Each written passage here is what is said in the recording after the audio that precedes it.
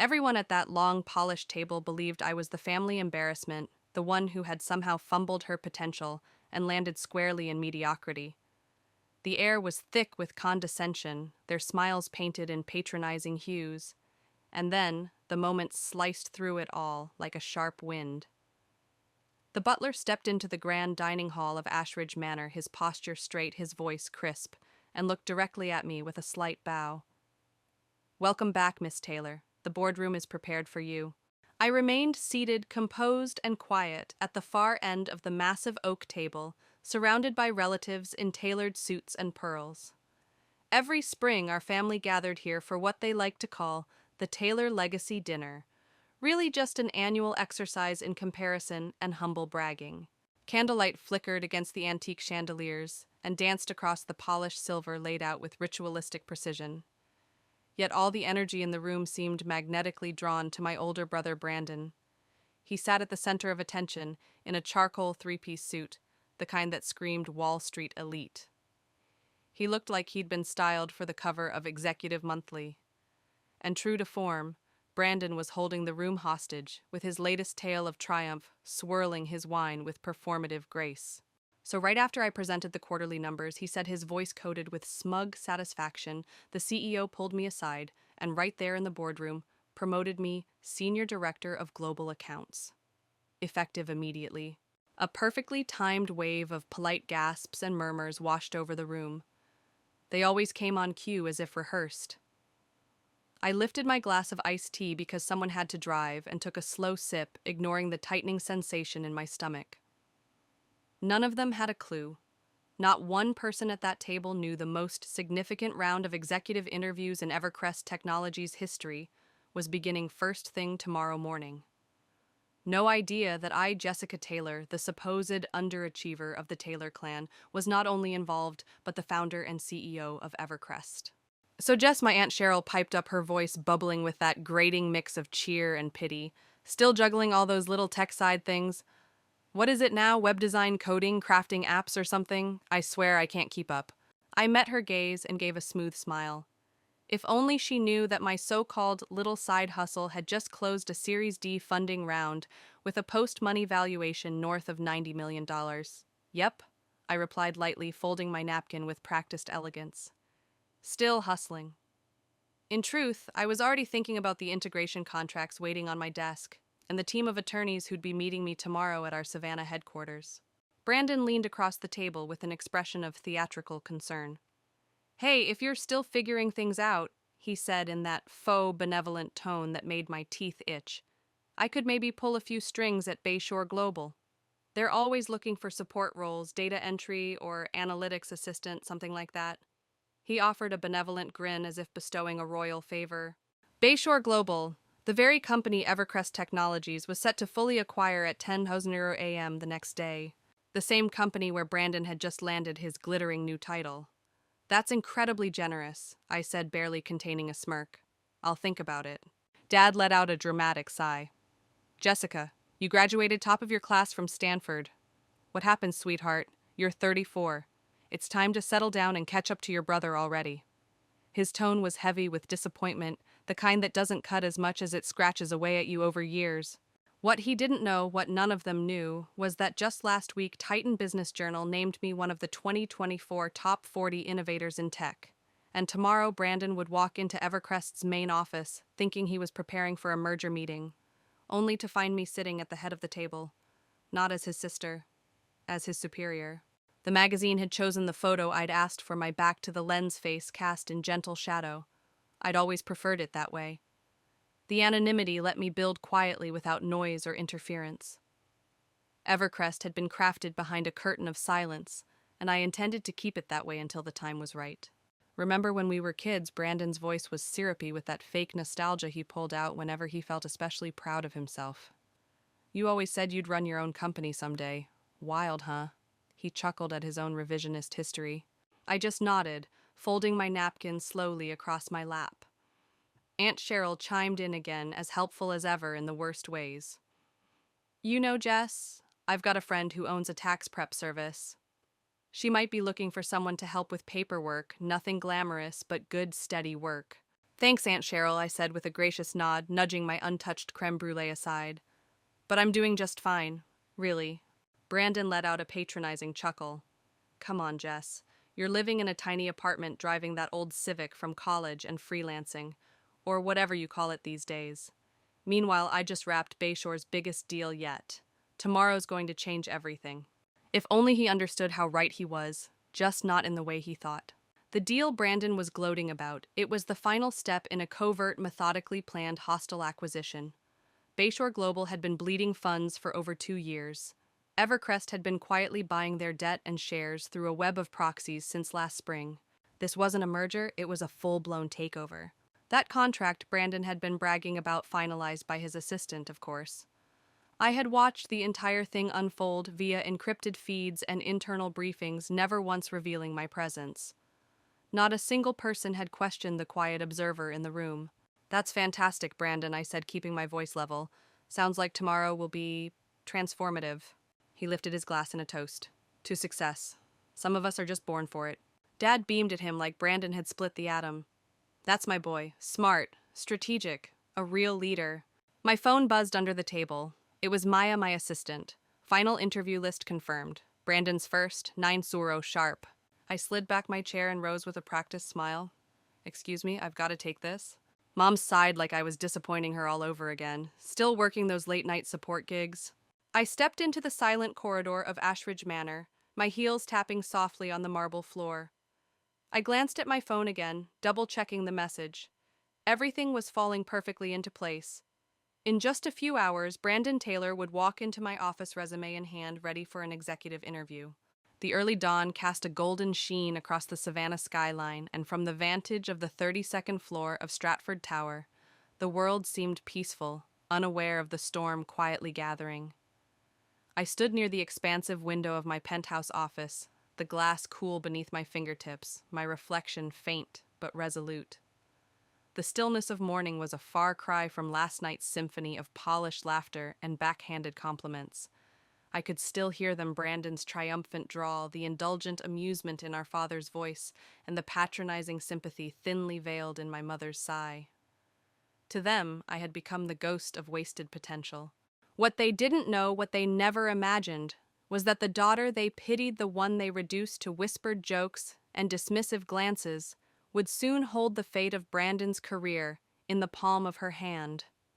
I, Jessica Taylor, the so-called freelancer, would sit at the head of the very table he hoped to command, and he would walk into Evercrest Technologies' headquarters expecting a hero's welcome.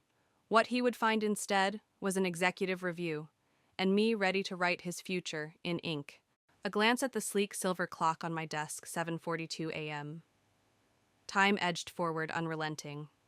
I exhaled slowly and let my mind drift back for a moment to the night before.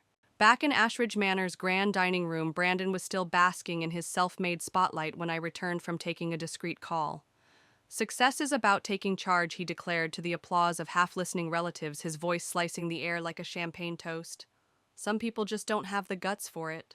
You're absolutely right, I murmured, sliding into my seat with a composed smile. I lifted my glass of water with deliberate calm. Tomorrow's going to be enlightening. Brandon smirked, certain of his superiority. So you're finally considering that assistant role I mentioned. Something like that, I replied, and let the clink of ice against glass speak the rest. Driving back later, the laughter faded into the hush of my Porsche's quiet engine. The city's lights twinkled beneath me as I turned into the underground garage of the Summit Residences. What my family assumed was a modest flat was in truth a luxury penthouse, the entire top floor of Savannah's most exclusive tower. Paid in full the same week, I acquired controlling interest in Bayshore Global. By midnight, I sat at my desk reviewing the acquisition documents one final time. The irony almost made me laugh aloud. A billion-dollar empire born from a second-hand laptop and a rented cubicle at a downtown co-working space. And now that empire was poised to consume the very company that gave Brandon his bloated ego. The poetic symmetry of it all felt too sharp to dull.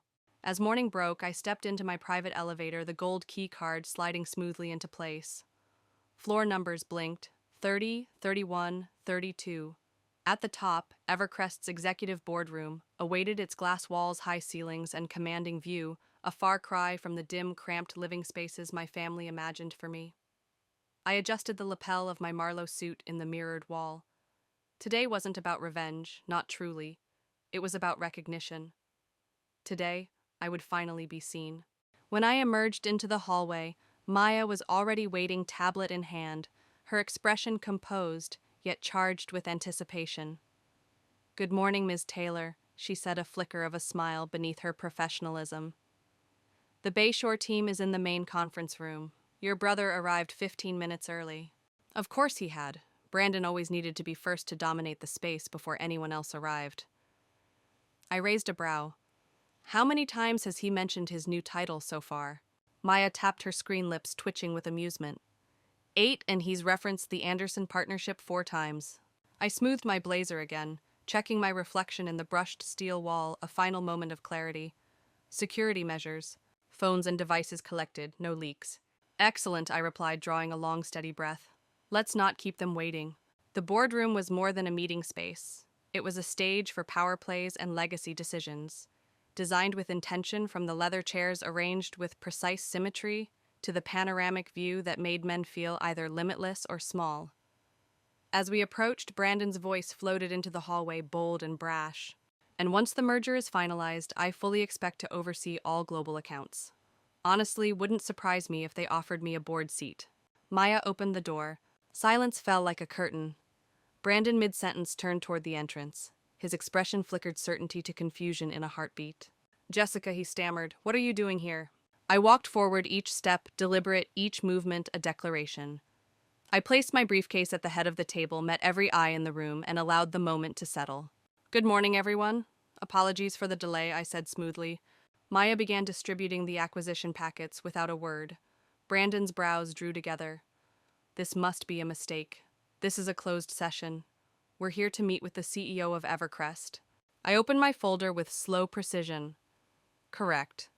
I'm Jessica Taylor, founder and CEO of Evercrest Technologies." The silence that followed was absolute. Brandon's face drained of color. His tailored suit, moments ago a symbol of control, suddenly looked like armor dented from within. The executives around the table began flipping through their folders, realization sinking in with visible discomfort. Just yesterday, I was the overlooked cousin. Today, I was the architect of their future. Brandon's voice cracked, taut with disbelief, as he leaned forward, his knuckles whitening against the polished wood of the conference table. This is some kind of joke, right?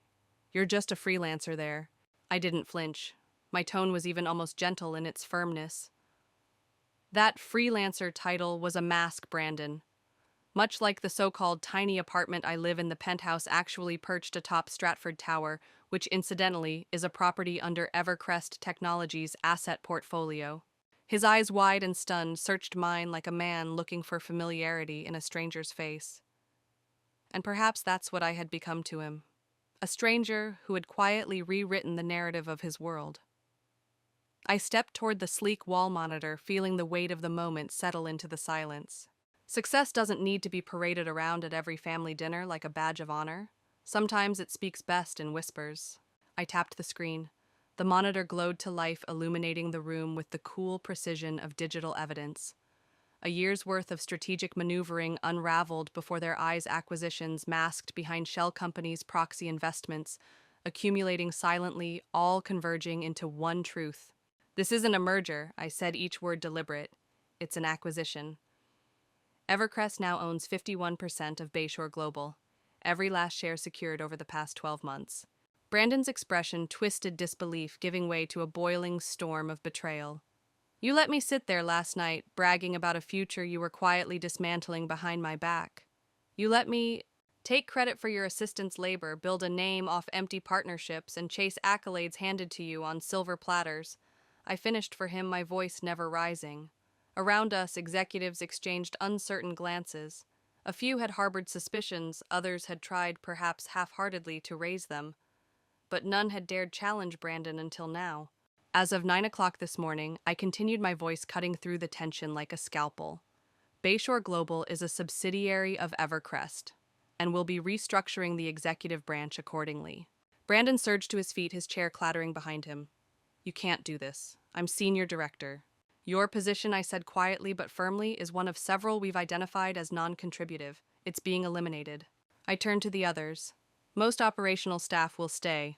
We value substance over flair, results over titles.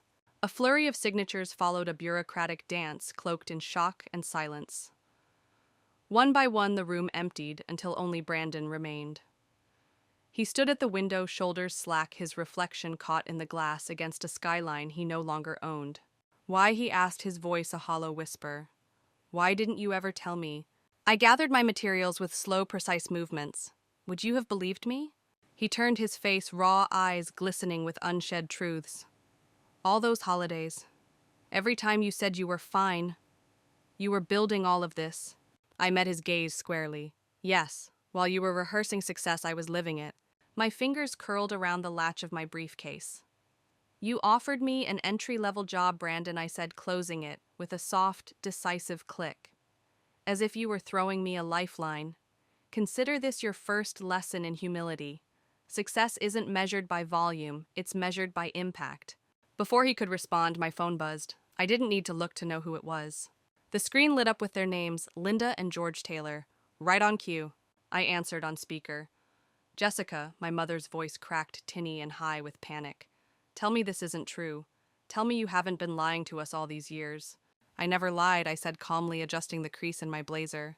You simply never asked the right questions. You were too busy applauding Brandon to notice what I was building. But we tried to help, she protested. We offered to get you a real job. I was building $1 billion company, I replied simply. A rare smile touched my lips. Though I'll admit, watching Brandon offer me an entry-level role at the firm I was about to acquire, that was amusing. There was a long pause. Then my father's voice came through, lower, softer. Why didn't you ever tell us? I looked to Brandon once more, still frozen by the window, caught between the pride he once knew and the truth he couldn't yet process. Because I wanted this on my terms, I said. Not for your approval, not to make a point, just for me. I ended the call. As I reached the door, I glanced over my shoulder one final time. Oh, and Brandon. About that job offer last night, maybe it's time you polish your resume. HR's hiring. The next Taylor family gathering was different. Gone were the barbed comments about my supposed freelance limbo. Instead, second cousins who once ducked eye contact now leaned in during conversations. Relatives who had dismissed me as a footnote were now desperate for startup advice. Brandon wasn't there. Word was he'd taken a mid-tier role at a regional firm. Quietly, humbly, a lesson earned in full. My parents. They still struggled with the gap between the daughter they once pitied and the CEO the world now applauded. Sometimes they spoke of me with pride. Other times they stumbled over explanations, especially when asked why they'd never mentioned I ran Evercrest Technologies. As for me, I moved into a larger office, one with my name etched in frosted steel above the doorway.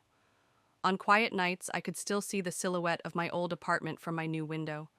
It was small, tucked into the fabric of the city, almost hidden, but it had been mine. A reminder greatness doesn't always shout. Sometimes it whispers. And the most profound transformation wasn't in how they saw me, it was in how I saw myself. Because the sweetest revenge isn't vengeance at all. It's becoming everything they said you never would be, and not needing their applause to know you already are. Thank you for staying with me through this story, one I once thought I'd never tell. If any part of it echoed with your own experience, if you've ever been overlooked, underestimated, or made to feel small, drop a comment. I read them all. And remember, no matter how far you climb, connection matters. You don't owe anyone your story until you're ready to share it. Build in silence. Rise on your terms. And when it's your time to shine, let your results do the talking.